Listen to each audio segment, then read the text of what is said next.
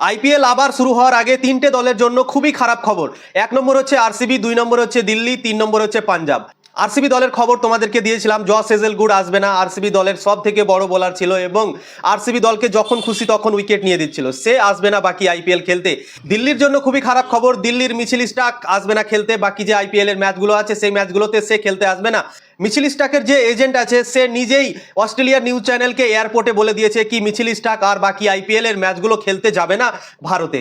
তো মিচেল স্টার্কও চলে গেল। দিল্লির দল অনেক সমস্যার মধ্যে পড়তে পারে, কেননা মিচেল স্টার্ক সব থেকে ভালো বোলার হয়ে এসেছিল দিল্লি ক্যাপিটালসে। দিল্লি ক্যাপিটালসের এখনো প্লে অফ কনফার্ম হয়নি, তো তাদের জন্য খুবই খারাপ খবর। মিচেল স্টার্ক যদি না আসে তাদের জন্য সত্যি অনেক বড় একটা ঝাটকা। এবং 3 নম্বর হচ্ছে পাঞ্জাব কিংস। পাঞ্জাব কিংসের 3টে বড় প্লেয়ার আসতে নাও পারে বাকি আইপিএল এর যে ম্যাচগুলো হবে সেই ম্যাচগুলোর জন্য। 1 নম্বর হচ্ছে মার্কাস স্টয়নিস, 2 নম্বর হচ্ছে মার্কো ইয়ানসন এবং 3 নম্বর হচ্ছে জস ইংলিশ।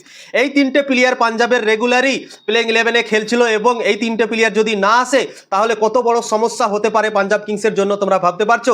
মার্কো ইয়ানসন যটা ম্যাচ পাঞ্জাব কিংস খেলেছে তটা ম্যাচই মার্কো ইয়ানসন খেলেছে, তার দুর্দান্ত পারফরমেন্স রয়েছে পাঞ্জাব কিংসের হয়ে, এবং সে যদি না আসে এবং কতটা সমস্যার মধ্যে পড়তে পারে পাঞ্জাব কিংস তোমরা ভাবতে পারছো। মার্কো ইয়ানসনের খবর পাওয়া যাচ্ছে কি যখন সিজ ফায়ার হয়ে গেল, ইন্ডিয়ার পাকিস্তানের মধ্যে যুদ্ধ থেমে গেল, তখন মার্কো ইয়ানসনকে কন্ট্যাক্ট করার চেষ্টা করেছিল পাঞ্জাবের দল থেকে, এবং যখন কন্ট্যাক্ট করার চেষ্টা করছিল তখন অলরেডি সে দুবাইয়ে পৌঁছে গেছিল, এবং দুবাইয়ে যাওয়ার পর সে সাউথ আফ্রিকা চলে গেছে এখন বর্তমানে, এবং তার আশা খুবই কঠিন মনে হচ্ছে। কেননা এখন যে আইপিএল এর ডেটটা আসছে সেই ডেট অনুযায়ী 30 তারিখ মনে হচ্ছে ফাইনাল খেলা হবে এবং 30 তারিখ অবধি আইপিএলটা চলবে। 11 জুন অস্ট্রেলিয়ার সাউথ আফ্রিকার মধ্যে ওয়ার্ল্ড টেস্ট চ্যাম্পিয়নশিপের ফাইনাল আছে, এবং শোনা যাচ্ছে কি তার আগে সাউথ আফ্রিকার দল জিম্বাবুয়ের সাথে একটা প্র্যাকটিস ম্যাচ খেলবে প্রথম সপ্তাহে জুন মাসের। ওয়ার্ল্ড টেস্ট চ্যাম্পিয়নশিপের ফাইনাল খেলার আগে মার্কো ইয়ানসন সেই প্র্যাকটিস ম্যাচটা খেলতে পারে, এবং যেহেতু টি20 খেলে খেলে অভ্যেস হয়ে গেছে প্রত্যেকটা সাউথ আফ্রিকা দলের প্লেয়ার, জিম্বাবুয়ের সাথে যে প্র্যাকটিস ম্যাচটা হবে সেই প্র্যাকটিস ম্যাচটা অবশ্যই তারা খেলতে চাইবে। তো আমার মনে হয় মার্কো ইয়ানসনের ফিরে আসা সত্যি অনেক কঠিন হয়ে যেতে পারে পাঞ্জাব কিংসের জন্য। তো দেখা যাক মার্কো ইয়ানসন ফিরে আসছে কি না আসছে, খুবই চান্স কম আছে তার ফিরে আসার। যদি ফিরে আসে পাঞ্জাব দলের জন্য ভালো, যদি না আসে তো খুবই খারাপ খবর পাঞ্জাব কিংসের জন্য। পাঞ্জাব কিংসের 2 নম্বর প্লেয়ার হচ্ছে মার্কাস স্টয়নিস। মার্কাস স্টয়নিস অস্ট্রেলিয়ার প্লেয়ার এবং এখন 50-50 হয়ে আছে সে আসবে কি আসবে না। সে অস্ট্রেলিয়ার দলের হয়ে এখন ক্রিকেট খেলছে না, তো তার আসার চান্স আছে এবং সেও 50-50। সে যদি বলে দেয় কি আমি যাব না তো যাব না, আমার মনে হয় বেশিরভাগ চান্স আছে কি সে চলে আসতে পারে। পাঞ্জাবের 3 নম্বর প্লেয়ার হচ্ছে জস ইংলিশ। জস ইংলিশ এখন প্লেইং 11-এ রেগুলারই সুযোগ পাচ্ছে প্রায় 7-8টা ম্যাচ থেকে, এবং শোনা যাচ্ছে কি অস্ট্রেলিয়ার টেস্ট টিমেও সে সুযোগ পেতে চলেছে।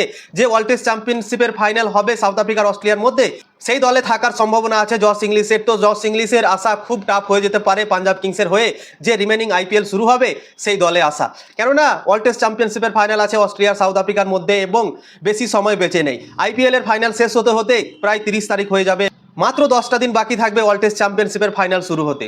তো অস্ট্রেলিয়ার প্লেয়াররা অবশ্যই চেষ্টা করবে কি তারা যেন একটু রেডি হতে পারে ওয়ার্ল্ড টেস্ট চ্যাম্পিয়নশিপের ফাইনালের জন্য এবং প্র্যাকটিস করতে পারে, কেননা যে প্লেয়ারগুলো ওয়ার্ল্ড টেস্ট চ্যাম্পিয়নশিপের ফাইনাল খেলবে সেই প্লেয়ারগুলো একদম টি20 খেলে খেলে অভ্যাস হয়ে গেছে তাদের। টেস্ট ক্রিকেটের জন্য আসার জন্য অবশ্যই তাদেরকে 8-10 দিন সময় লাগবে আবার টেস্ট ক্রিকেটে ফিরে যাওয়ার জন্য। মার্কো ইয়ানসন আর জস ইংলিশ এই দুটো প্লেয়ার খুবই কম চান্স আছে কি তারা আসবে, এবং মার্কো স্টয়নিসের চান্স আছে কি সে আসতে পারে, কেননা সে কোনো ক্রিকেট খেলছে না, তো সে চলে আসতে পারে। কিন্তু মার্কো ইয়ানসন আর জস ইংলিশ এই দুটো প্লেয়ারের জন্য খুবই কঠিন হতে পারে, তারা নাও আসতে পারে। যদি তারা না আসে তাহলে অনেক সমস্যা হবে প্লেইং 11-এ পাঞ্জাব কিংসের দলের। পাঞ্জাব কিংস এখন পর্যন্ত কোয়ালিফাই করতে পারেনি, তারা 15 পয়েন্ট নিয়ে আছে পয়েন্টস টেবলে। পাঞ্জাবকে কোয়ালিফাই করার জন্য আরও একটা ম্যাচ জিততে হবে 3টে ম্যাচের মধ্যে। তো এই 3টে বড় প্লেয়ার যদি না আসে পাঞ্জাব কিংসের দল থেকে তাহলে সত্যি অনেক সমস্যার মধ্যে পড়বে পাঞ্জাব কিংস। 3টের মধ্যে যদি দুটোও না আসে তাও সমস্যার মধ্যে পড়বে, কেননা এই 3টে প্লেয়ার রেগুলারই পাঞ্জাব কিংসের প্লেইং 11-এ খেলছিল, এবং গ্লেন ম্যাক্সওয়েল তো আগেই চলে গিয়েছে চোটের জন্য। তো আইপিএল শুরু হওয়ার আগে পাঞ্জাব কিংসের জন্য খুবই খারাপ খবর। মিচেল স্টার্ক দিল্লির দিক থেকে খেলতে আসবে না, তারপর জস হেজেলউডও আসবে না আরসিবি দল থেকে, তার চোট আছে, এবং ওয়ার্ল্ড টেস্ট চ্যাম্পিয়নশিপের ফাইনালও আছে সামনে, তো সেও আসবে না। এবং পাঞ্জাব কিংসের 3টে প্লেয়ারের জন্য অনেক বড় সমস্যার মধ্যে পড়তে পারে। দুটো প্লেয়ারের চান্স খুবই কম আছে আসার, এবং মার্কাস স্টয়নিসের 50-50 হয়ে আছে, সে আসবে কি আসবে না এখনো কিন্তু ঠিক নয়। তো দেখা যাক কোন প্লেয়ার আসছে কোন প্লেয়ার আসছে না। ভিডিও ভালো লাগলে লাইক করবে, শেয়ার করবে এবং ফলো করবে। ইউটিউবে যদি দেখছো তো অবশ্যই সাবস্ক্রাইব করে দেবে। Thank you so much.